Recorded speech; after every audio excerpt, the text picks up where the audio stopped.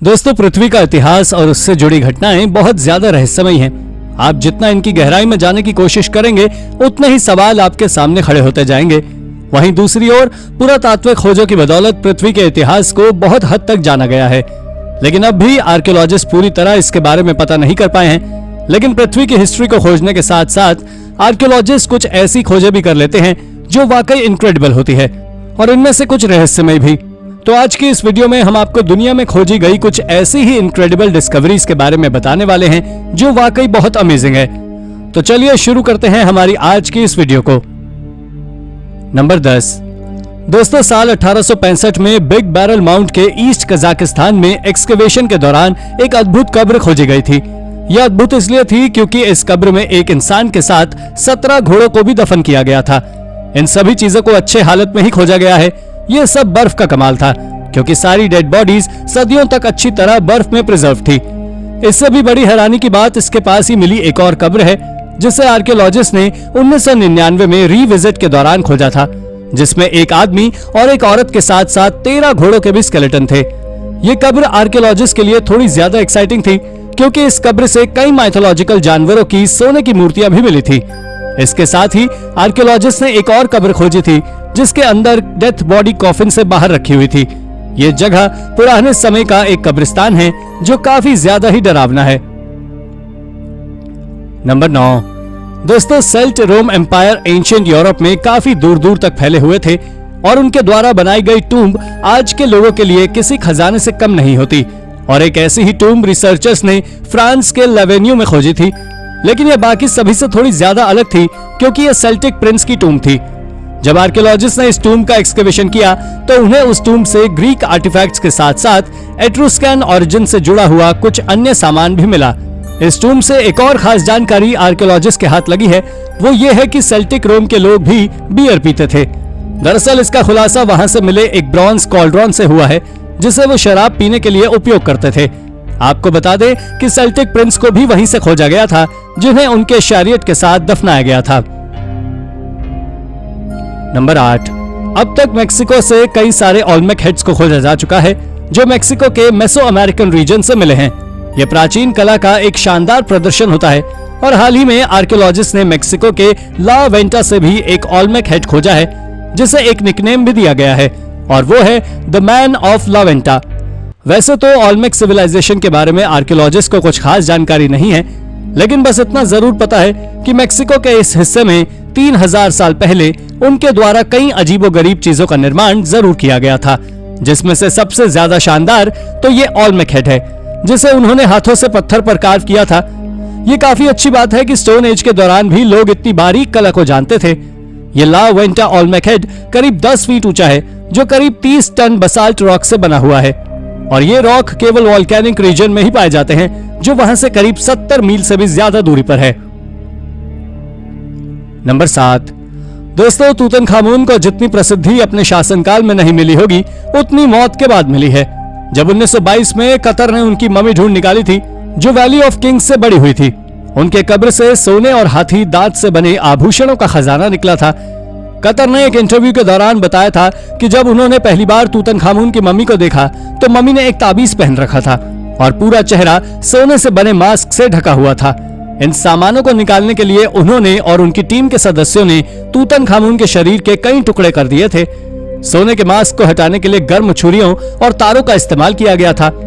आपको जानकर आश्चर्य होगा कि इस मास्क को लेप की तरह तूतनखामुन के चेहरे पर चढ़ाया गया था, लेकिन कटे हुए शरीर को दोबारा ठीक करने के बाद 1926 में उसे उसकी पुरानी जगह पर रख दिया गया। और उसके बाद से मम्मी को एक्सरे के लिए 3 बार बाहर निकाला गया है, लेकिन 1968 में हुए एक एक्सरे से ऐसा पता चला कि हड्डी का एक टुकड़ा उनकी खोपड़ी में दसा हुआ है, जिससे इस बात का खुलासा हो गया कि 19 वर्षीय तूतनखामुन की मौत नेचुरल नहीं थी। नंबर 6। आपने आज तक कई अजीब और इनक्रेडिबल डिस्कवरीज के बारे में सुना होगा, लेकिन 11 फरवरी साल 2022 में चीन में 2100 साल पुराने एक गड्ढे के अंदर आर्कियोलॉजिस्ट ने एक आर्मी स्कल्पचर्स की खोज की है। इन स्कल्पचर को टेराकोटा आर्मी नाम दिया गया है।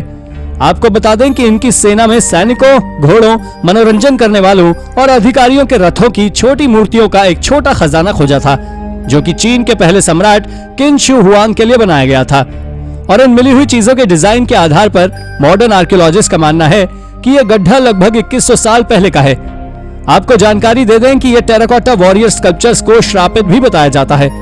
दरअसल इसका अंदाजा तब लगा जब इसे खोजने वाले लोगों को एक के बाद एक कई मुश्किलों का सामना करना पड़ा, लेकिन सबसे बेकार तब हुआ जब उनमें से कुछ लोगों को रहस्यमय तरीके से मौत के घाट उतारा गया और किसी को उनकी मौत के पीछे का कारण अब तक पता नहीं लगा, और तभी से लोग टेराकोटा आर्मी स्कल्पचर्स को श्रापित माना जाता है। नंबर 5। दोस्तों, जैसा कि हम सभी जानते हैं, कंप्यूटर का आविष्कार आज से 80-90 साल पहले ही हुआ है और वो अब भी चल रहा है।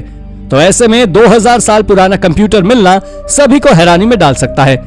हालांकि जो कंप्यूटर ग्रीस में मिला है वो एनालॉग कंप्यूटर है जो हमारे सोलर सिस्टम की सही स्थिति और गणना बताता है। जब रिसर्चर्स ने इस पर रिसर्च की तो पता चला कि यह 2100 साल पुराना कंप्यूटर है, तो वैज्ञानिकों के होश उड़ गए और करीब 100 सालों तक वैज्ञानिकों ने इस पे शोध जारी रखा, परंतु अब तक किसी भी नतीजे तक नहीं पहुंच पाए और पिछले 100 सालों से इसे ग्रीस के एथेंस के एक नेशनल म्यूजियम में सजा कर रखा गया है। इसकी सबसे ज्यादा बड़ी हैरानी की बात तो यह है कि इसमें सूर्य ग्रहण और चंद्र ग्रहण का भी पता लगाया जाता था, वो भी एग्जैक्ट डेट और टाइम के साथ। यह वाकई एक प्राचीन टेक्नोलॉजी का एग्जाम्पल है। नंबर 4। दोस्तों, इस खोज को 1738 में पोम्पई में अंजाम दिया गया था, जो आज भी चालू है, क्योंकि यहां से एक सबसे फैसिनेटिंग चीज को खोजा गया था। दरअसल आपको बता दें, यह चीज कोई साधारण खोज नहीं है, बल्कि एक रीति रिवाजों के लिए उपयोग किए जाने वाला शैरियट था, जिसे इस साइट के आउटस्कर्ट से खोजा गया था। यह सदियों दबे रहने के बाद भी एक अच्छी हालत में था, और तो और इसके ऊपर बने क्यूब और ट्रायंगल शेप के स्ट्रक्चर्स साफ तरह से विजिबल हो रहे थे। इसके बारे में एक्सपर्ट्स का मानना है कि यह 79 एडी में हुए वोल्केनिक इरप्शन के समय से ही जमीन में दबा हुआ था।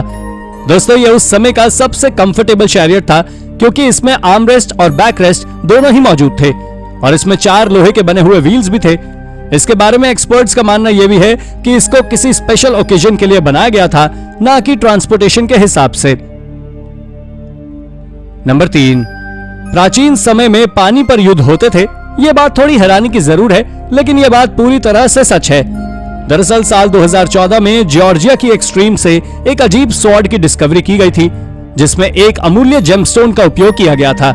पर आपको जानकर हैरानी होगी कि यह स्वॉर्ड डिजाइन और बनने वाले धातु दोनों के ही मामले में ही चाइनीज थी। पर आखिर सवाल वही आता है कि जब यह स्वॉर्ड चाइना की बनी हुई है, तो यह अमेरिका कैसे पहुंची? क्या चाइना के लोग पहले अमेरिका पर हमला कर चुके हैं? और इसे खोजने के बाद इसी तरह के कई सवाल पैदा होते हैं, जिसका आंसर आज तक किसी के पास नहीं है। लेकिन यह स्वॉर्ड समुद्री लड़ाई के बारे में एक जरूर बड़ी खोज है। नंबर 2। साइंटिस्ट ने हाल ही में मिलेनियम एक्स को खोजा है, जो चाइना में एक कब्र के नीचे करीब 2500 साल से दबे हुए थे। दरअसल ये एक सील्ड जार में मौजूद थे, जिससे कि वो खराब ना हो। इसके साथ ही उसके पास से ही साइंटिस्ट ने कई कैल्शिफाइड शेल्स भी खोजे थे, जो ब्लूइश ग्रीन कलर के हो चुके थे। इन मिलेनियम एक्स की कुल संख्या 20 थी, जिन्हें आज से 2 साल पहले यानी करीब 2019 में खोजा चाइना के जियांग टाउन में खोजा गया था। ये टूम करीब 770 से लेकर 476 बीसी के दौरान की है। इसमें खाना पकाने के उस समय के सारे बर्तन मौजूद थे। इनको खोजने के बाद एक्सपर्ट्स ने इस बात का खुलासा किया है कि यह कब्र जिसकी भी थी, वो अपने समय का एक अच्छा शेफ रहा होगा। नंबर 1। दोस्तों, ये खोज इंग्लैंड के यॉर्कशायर शहर में की गई थी, जहां से आर्कियोलॉजिस्ट ने कुछ इस तरह का दिखने वाला हेलमेट खोजा था, जिसके ऊपर हिरन की तरह सींग लगे हुए थे और इन्हें स्टार्क आर्क नाम की आर्कियोलॉजिकल साइट से खोजा गया था। आपको बता दें कि इन हेडड्रेस या कहें हेलमेट्स का वहां पर एक पूरा का पूरा स्टॉक था। दरअसल मैं ऐसा इसलिए बोल रहा हूं क्योंकि वहां से पूरे 33 ठीक तरह से प्रिजर्व्ड हेडड्रेस खोजे हैं। पर अब जो मैं आपको बताने वाला हूं उसे जानने के बाद आप चौंक जाएंगे। दरअसल ये सींग वाले हेडड्रेस किसी वॉरियर या सैनिक के द्वारा उपयोग नहीं किए जाते थे, लेकिन इन्हें कैदियों के लिए उपयोग किया जाता था, ताकि वो छोटी मोटी जगह से निकलकर ना भाग सके, जो वाकई आज के समय में की गई सबसे ज्यादा वियर्ड खोजों में से एक है। तो दोस्तों, ये थी आज की हमारी इनक्रेडिबल डिस्कवरी से भरी हुई वीडियो। अगर वीडियो आपको पसंद आई हो तो वीडियो को लाइक करें और हाँ, जाते जाते चैनल को सब्सक्राइब भी जरूर कर दीजिएगा। धन्यवाद।